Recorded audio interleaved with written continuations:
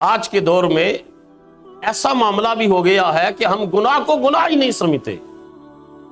جو اقبال نے کہا نا، کارواں کے دل سے احساس زیاں جاتا رہا، کہ قافلہ تو لٹا مگر ستم یہ ہے کہ قافلے کے لٹنے کا احساس بھی کوئی نہیں ہے. ہم گناہ کو گناہ ہی نہیں سمجھتے، ہم کرتے ہیں جی ٹھیک ہے کوئی بات نہیں.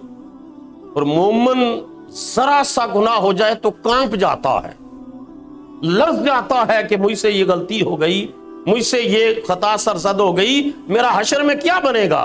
رسول اللہ صلی اللہ علیہ وسلم نے بڑی پیاری مثال دی.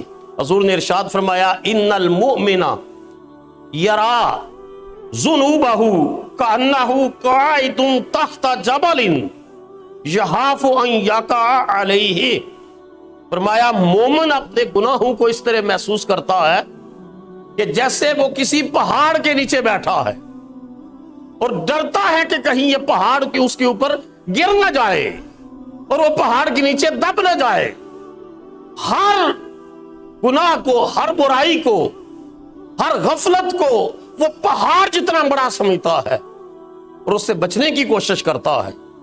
اور آگے فرمایا والفاجرہ، اور فاسق اور فاجر آدمی، گناہوں میں لتھڑا ہوا آدمی جو کہتا ہے I don't care، میں کوئی کیئر نہیں کرتا، this is my life، یہ میری زندگی ہے، میں جس طرح چاہوں گزاروں.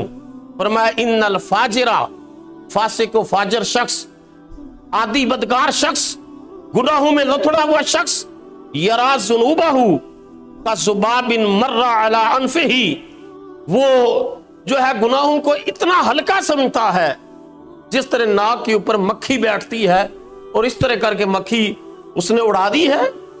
فرمایا یہ فرق ہے مومن اور فاسق و فاجر شخص کے درمیان. یہ بخاری شریف کی حدیث ہے کہ مومن ہر گناہ پہلے تو اس کے ارتکاب سے ڈرتا ہے، اور اگر غلبہ نفس کے تحت شیطانیت کے غالب آنے کی وجہ سے وہ مغلوب ہو جاتا ہے نفس کے ہاتھوں اور گناہ کر بیٹھتا ہے تو پھر کانپتا ہے، پھر روتا ہے، پھر استغفار کرتا ہے، پھر اللہ کے حضور معافیاں مانگتا ہے. اور جب تک دل کو قرار نہیں آ جاتا اس وقت تک بے قرار رہتا ہے، کیونکہ نیکی اور گناہ کی تعریف ہی یہ کی گئی. فرمایا جو تیرا عمل تجھے تیرے ضمیر کو راحت دے، خوش کرے، وہ نیکی ہے. اور اگر تیرے دل اور ذہن اور ضمیر پر بوجھ آ جائے وہ گناہ ہے، وہ گناہ ہے. جو تیرے دل میں کھٹکے وہ گناہ ہے.